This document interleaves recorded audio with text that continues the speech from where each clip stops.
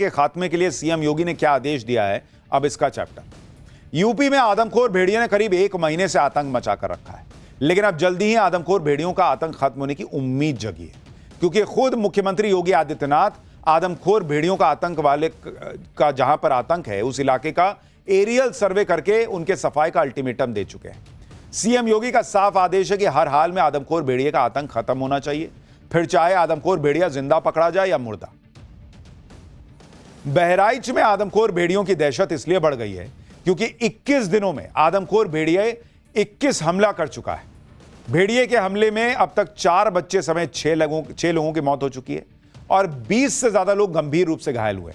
भेड़ियों का खौफ ऐसा है कि लोग रात में लाठी डंडे लेकर पहरा दे रहे हैं। बच्चों का स्कूल जाना बंद हो गया है। बच्चों को सुलाने के लिए लोगों को घर के पास मचान बनानी पड़ी है क्योंकि आदमखोर अचानक कहीं से निकलकर हमला कर दे रहा है। इलाके के लोगों का दावा है कि भेड़िया 1 या 2 नहीं है, 15 से 20 खूंखार भेड़ियों का झुंड इलाके में घूम रहा है, ये लोग दावा कर रहे हैं। ऐसे में आदमखोर भेड़ियों को पकड़ने में जुटी टीम के खिलाफ लोगों का गुस्सा भड़क रहा है और लोग सवाल पूछ रहे हैं कि आखिर ये आदमखोर भेड़िए पकड़ में क्यों नहीं आ रहे। आज पाठशाला में बहराइच में आदमखोर भेड़िए के आतंक की पूरी डिटेल आपको बताऊंगा। आदमखोर भेड़िए के खात्मे के लिए शूट एट साइट का ऑर्डर दिया जा चुका है और इस बार भेड़िए ने बुजुर्ग दंपत्ति को अपना निवाला बना लिया। दोनों की मौत के बाद गांव में मातम पसरा हुआ है। आदमखोर भेड़ियों ने बुजुर्ग दंपत्ति पर उस वक्त हमला किया जब वो रात को खेत की रखवाली करने के लिए गए थे। रात को करीब 1 बजे खाना खाने के बाद दोनों खेत में ही बनी झोपड़ी में सो गए। शवों को देखकर वन विभाग की टीम ने बताया कि भेड़ियों ने पहले बुजुर्ग दंपत्ति के गले पर वार किया और फिर उनके हाथ पैर चबाकर खा गए। भेड़िए दोनों के शरीर का ऊपरी हिस्सा भी खा गए।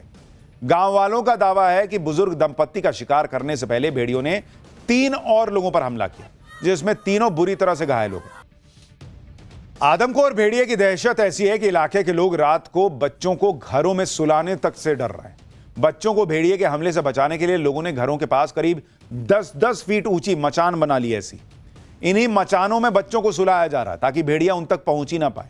सोचिए बच्चा कहां सो रहा है। घरों के बाहर बनी मचान से ग्राउंड जीरो से हमारे सहयोगी की रिपोर्ट देखिए, लोग कितने डर में जी रहे हैं। गांव इस वक्त सन्नाटे में पसरे रहते हैं। अंदाजा नहीं लगा पाएंगे कि दिन का समय है। देखिए गांव की गलियां सूनी हैं, इक्का दुक्का कोई घर के सामने खड़ा नजर आएगा। डर इतना है भेड़िए का कि लोगों ने सोने के लिए व्यवस्थाएं अपने आप सुरक्षा करना शुरू कर दी है। हर घर में इस तरह की मचान बना ली गई है ताकि बच्चों को कम से कम सुरक्षित तरीके से सुलाया जा सके।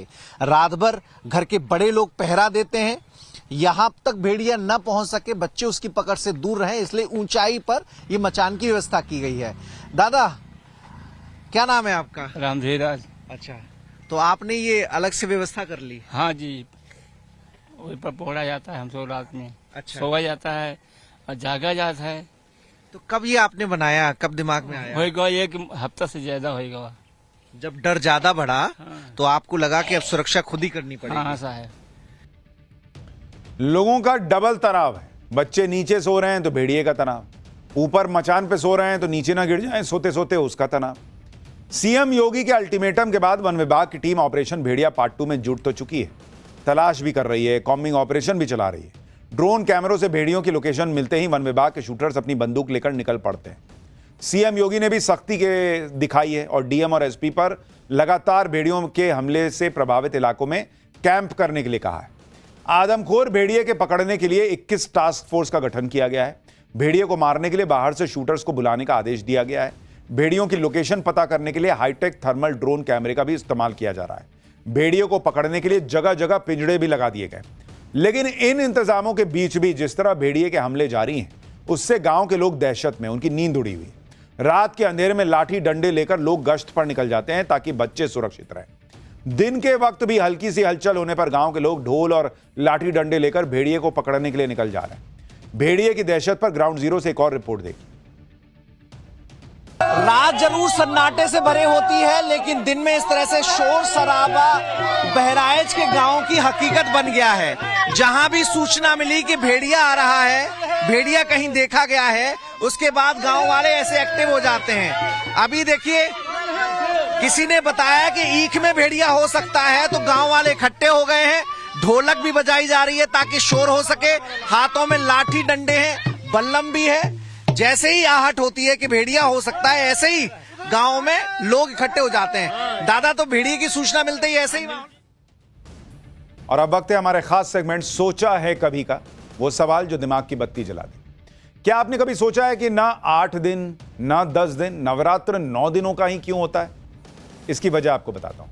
पौराणिक कथाओं के अनुसार देवी दुर्गा ने असुर राजा महिषासुर को हराने के लिए 9 दिनों तक भीषण युद्ध लड़ा था। इन 9 दिनों के युद्ध में देवी दुर्गा ने 9 अलग अलग अवतार लिए और 10वें दिन महिषासुर का वध किया। इसलिए अच्छाई की बुराई पर जीत के पर्व नवरात्र के 9 दिन देवी दुर्गा के इन्हीं 9 अलग अलग रूपों की पूजा की जाती है। यानी देवी ने 9 रूप लिए, इसलिए 9 दिन पूजा अलग अलग रूप की, इसलिए नवरात्र। 10वें दिन को ही विजयदशमी का पर्व मनाया जाता है, जो महिषासुर पर मां दुर्गा की विजय का प्रतीक भी। आज के लिए इतना।